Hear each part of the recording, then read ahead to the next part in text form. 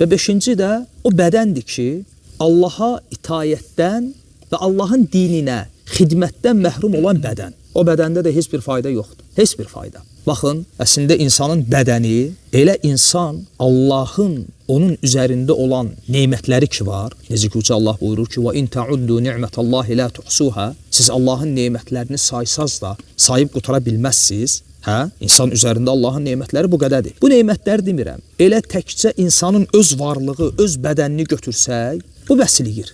Ona görə İbnül Qayyim rahimehullah deyir ki, o bədən ki, Allaha itayətdən, Allaha və onun dininə xidmətdən özünü məhrum edibsə, o bədəndə heç bir fayda yoxdur. O insanlar ki, yalnız bədənin ehtiyacları var da, yemək, içmək, dincəlmək. Sən 2 gün yuxusuz qal, gör nə günə düşürsən. Bədən ehtiyacı. Sən bəs 2 dənə namazı buraxsan, nə günə düşərsən? Ruhun ehtiyacı. Adam 50 yaşı var, ümumiyyətlə namaz qılmır. Gör nə gündədir ruhu.